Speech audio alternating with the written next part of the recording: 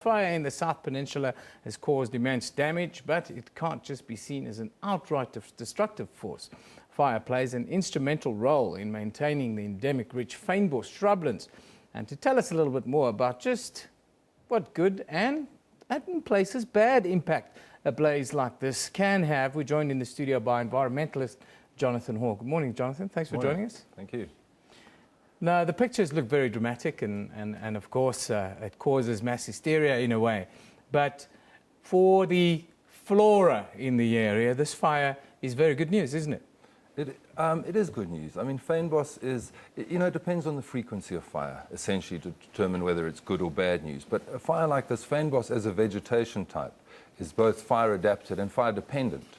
It requires these burns in order to resprout or reseed. And a blaze like this is it's quite a quick blaze, which is often a better thing than a slow burning fire because it rushes through there. The heat is high, but the intensity or the longevity of the heat is quite short. Yeah. So fynbos, without fire, there actually essentially wouldn't be fynbos. It would give way to more thicket type vegetation, and fynbos recovers remarkably quickly. I mean, a lot of the fynbos actually has cork-like bark structures that allow it to go through burns like this and benefit from them.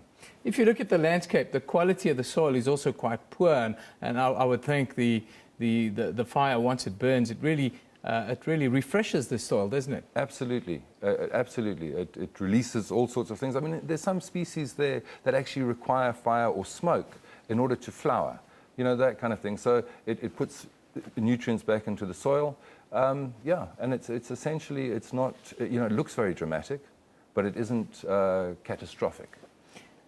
What type of, let's talk about the policies of managing fire, and you talk about frequency of fire and so forth.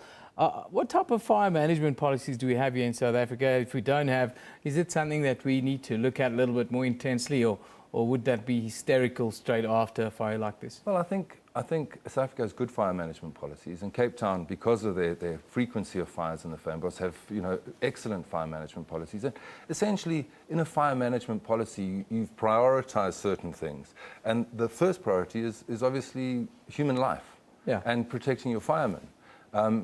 Secondly, you'd have infrastructure, protecting infrastructure, and then further on you would have environmental impacts and things like that. If you look at this fire in its entirety, you can pretty much assess that from a fire management plan, this is a success story. I haven't heard of any death, human death, and infrastructure, so that's really, often you see images of a burning mountain and a little helicopter carrying what looks like a big bucket of water, and you think, well, that's ridiculous. But what those helicopters are doing is not trying to put out the fire as much as control areas of the fire to protect infrastructure, to allow access to fire services, to do those kinds of things. So it needs to be seen in that light. I mean, South Africa, this fire that we've had has been a good indication of.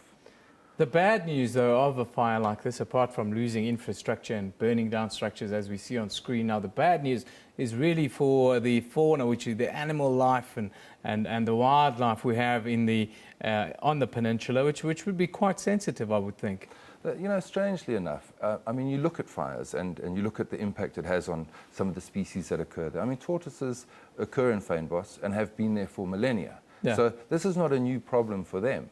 And in the history of tortoises, there's never been a situation where tortoises have outrun fires. They just don't do that. But speaking to Nikki Wright from FreeMe about tortoises and fires, she was telling me that their recovery rate is remarkable. They get tortoises handed in there with third-degree burns, and within 3 weeks, those tortoises have recovered.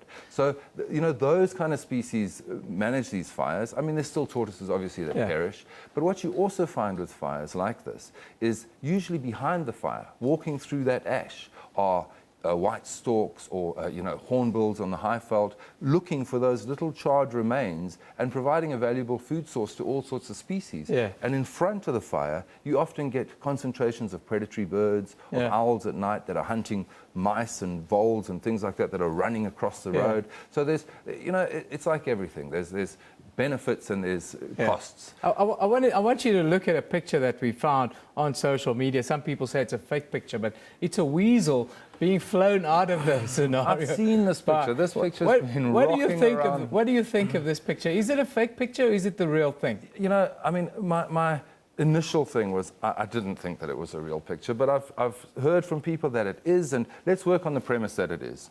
If it's a real picture, I mean, that's a North American woodpecker, which get quite big. That, you know, it's hard to work out size here, but that bird could be as big as a kookaburra. Yeah. And you've got that weasel on its back, and it's possible that the woodpecker was in the tree, the weasel ran down the tree and got onto its back, and the woodpecker took off in fright.